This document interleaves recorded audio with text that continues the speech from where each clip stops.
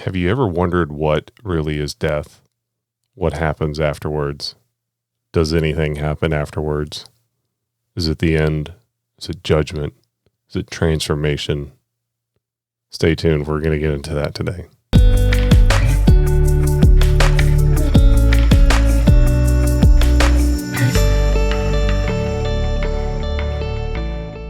Slava Isusu Christu, glory to Jesus Christ. This is your host, Christopher, with the Ukrainian Fire Chaplain Show. If you haven't already, check out our website, www.theufcshow.com. Learn a little bit more about us, some of the platforms that we're on, and ways that you could support us if you were interested. So what are we going to get into? What is the title? I think one of the things that I want to focus on today is the question, what is death? And as I prefaced earlier, the question, what is death, is going to be answered by me from an Eastern Catholic perspective, from a Catholic's perspective in general. It's not something that you may agree with. I want you to try to step aside from that for just a second. Hear me out. I'm going to treat it a little bit from an academic perspective, from some of the simple teachings of the church. And I also want to try to paraphrase it and break it down into some layman's language. So, what is death? That's a great question.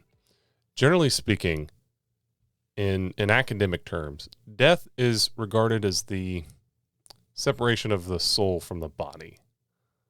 So the first question somebody's going to have is, what the heck is this soul thing? Is it a ghost in the machine, which is a very popular explanation, although slightly mistaken, I believe. But these are awesome questions of philosophy that I want to develop more in the future, even if not in this episode. So if we take a second look at this issue, at this question, and we look at a modern person walking down the street in a major metro area, they have very little conception of philosophy, literature, poetry, of the great theory or the great ideas of Western civilization. And I wanted to explain to him this whole separation of the soul from the body. How would I do that? I would basically say the soul is the animating principle of a living thing. The word soul itself comes from the Latin word anima, and we get the word animate from it, or animal from it. The point is that there's a self-driving principle within it. Robots don't have self-driving principles.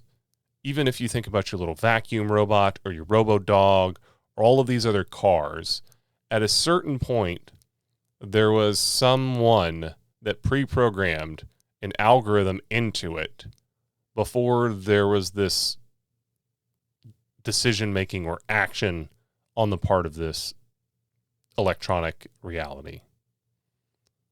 This is the big quest over the question of AI, and I think it's why AI may never find existence, and that is you have to have a soul. You have to have a spiritual, a immaterial, animating principle that's, in a certain sense, self-moving.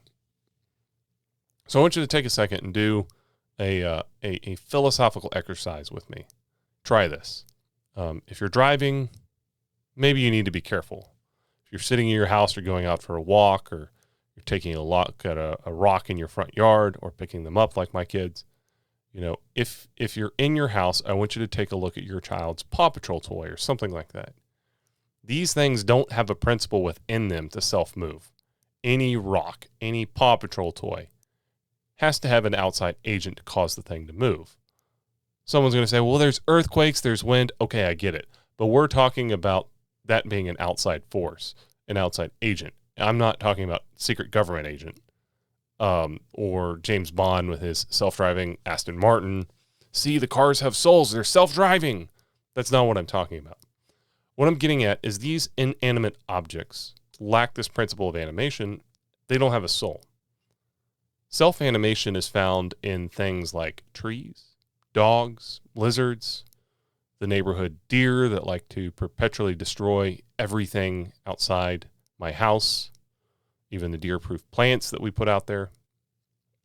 Those things have this principle within them that causes them to be self-moved, and that's why they're called living. It's not like a remote control car or an alarm clock. So the soul is also considered the form of the body. And this is very technical language, and I don't want to get too deep here. But basically, it's the blueprint, so to speak, of living things. It is the principle of order, not just the principle of movement, but the principle of order. It's the principle of how the body itself is ordered. And when we say death is the separation of soul from the body, it's this animating principle, this principle of order on the spiritual realm of intelligence and will that is lost. Now, we can get into arguments of the immortality or rationality of the soul, addressing that famous kids movie I loved growing up, whether all dogs go to heaven. I don't really want to do that right now, especially if you have kids in the car, because the truth here will really destroy your appreciation of that movie. Dogs don't go to heaven. Why don't they go to heaven? And that comes back into the question of, do they have a principle of immortality, such as an intelligence, apart from a principle of animation? Now, there's a couple quotes, and this has been very academic, and I don't want to get any more.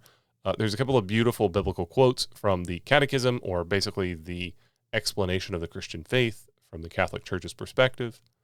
In paragraph 1010, the meaning of Christian death is, because of Christ, Christian death has a positive meaning. Quoting St. Paul, "For me to live is Christ, and to die is gain." Another quote from Paul, second letter to Timothy, "The saying is sure, if we have died with him, we will live with him."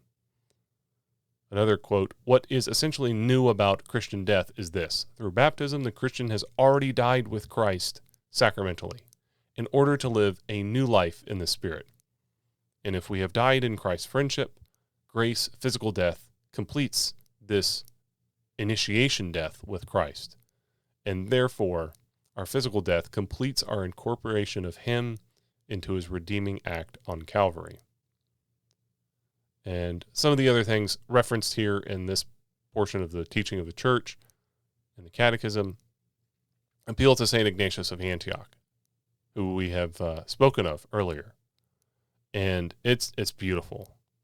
He gives this one quote on, "I am on the point of giving birth," which I think he is referencing the yearning of creation that Paul may have been talking about for the fulfillment and the glory and the redemption of creation. There's other quotes here in paragraph 1011 about our desire is not to forfeit life, but to be with Christ. Our desire is to be somewhere where we find ultimate fulfillment. How many of you can relate to that in your experiences, particularly at work, if it's kind of a drudge or just a job or just a paycheck, particularly when you're in and after high school or during cutbacks and you have to find something to pay the bills even when you're later in life? You're biding your time there. Your real heart is elsewhere. That's another way of thinking about it. One other way of explaining this from our Eastern tradition is this great quote from our liturgy. This great, "All of you who have been baptized have put on Christ." This great quote, "All of you who have been baptized have put upon Christ." Now, some might say this is funky Orthodox Catholic worship stuff. However, that hymn from our Eastern liturgy is straight out of St. Paul's epistle to the Romans in chapter 6. And I recommend you guys looking into that. There is a couple of beautiful, profound quotes in the Eastern hymnody here, particularly in the hymns on Christian initiation, when a person is baptized and brought into the church and into Christ. A couple of other teachings on what is death. Death is the end of man's earthly pilgrimage. It is when our sojourning has ended and we have arrived at our destination. Now, Hebrews 9:27 would suggest it's appointed for men to die once. And I want to come back to what we've talked about earlier with my friend Mike and the question of the fear of death. And I want to ask some questions. We know St. Paul says that we should take heed lest you fall. But the Christian orientation should not be a negative one in the absolute sense. We should not let our consideration of death lead us to being scared, lead us to being frozen. But it should lead us to a graceful response to the one who is ultimately challenging us in how we live our lives. So let's ask a couple of questions and answer them. What is death? I think I've covered that pretty well academically. 2, should the Christian be afraid of death? In a very real sense, I do not think Christians should be afraid of death, even if we have an inclination against it. I think if we are living up to the standard by which we know we're going to be judged, we should have no fear. 3, can a Christian long for death? I think in certain senses, the Christian can long for death. But I want to ask you this. Was Judas a Christian? Yes. Did Judas long for death? Yes. Can we long for death the way Judas did? No. We cannot be led to despair. We cannot seize power from the one who has made us and has a will for our life. And in that sense, we cannot long for death to become a god in that sense, to be the master of our own destiny as the world likes to promise us. We have to be careful about the motives of longing for death. And early on, the church was very cautious, even in the catacombs, to put a stern warning against Christians seeking martyrdom because of the likelihood of it being a vain attempt and us falling and denying Christ under the temptations. If God allows that to happen, that's fine. But we really should not be seeking out such a terrible murderous experience for us, lest we have overestimated our ability to get through it. And let's be honest, not all of us are called to be Jesus Christ's, SEAL Team 6.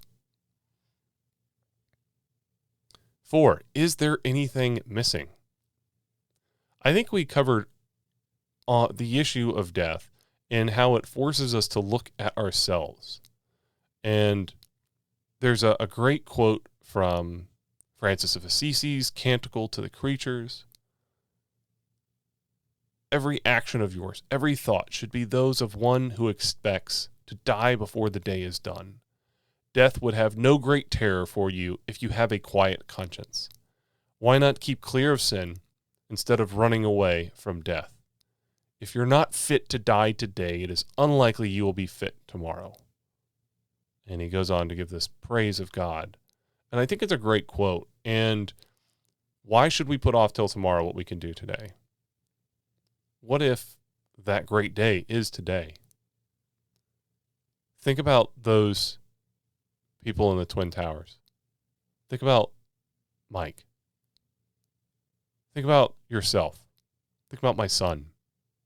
How many people never knew the day they were going to be challenged or faced with that reality? If I can recognize that's a good possibility, that I really have very little control over that, I should probably start preparing for it. Don't we all make fun of the people who sing a hurricane? Well, we know it'll be here in 2 weeks. Well, we know it'll be here in a week. We know it'll be here in 2 days. We know it'll be here tomorrow. Still haven't done any preparations for it. Or generally, people living in Florida. Hello. I mean, you're living basically on a great sandbar. So if we have the opportunity to prepare for ourselves for this, we should. Question 5. Is there any answer about the mystery of death that can satisfy us? I think we have gotten a little bit closer to answering that question. Ultimately, you, the listeners, are going to have to really get into this question for yourself. There are things here that are not really going to be able to be resolved because I just can't put it on the table for you, as I did in the last episode in the reference to the rabbi. The question is something you're really going to have to take in reflection, maybe even prayer, in your interaction with others. You are going to have to seek this answer out. What I have is a gift that I've received, and it's things that I've discovered. But it's not something I can just send you an email or a flash drive to you and then you have it. This is a journey, and we each have to make this not only together, but we have to make this ourselves. It is an intimately personal question and an intimately personal journey. And no one else can make it for us. 6. What about our focus and response to death? I think we've talked about that. And the real question is we have to be willing to look at ourselves. There are so many great challenges. I think the great sadness is when we've lost that curiosity. If you remember, I talked about earlier episode where there's no such thing, or very rarely such a thing as monocausal thinking. And we should not be, in the negative sense, in the popular sense, dogmaticians, where we just take something and ram it home, and we lose all perspective of that.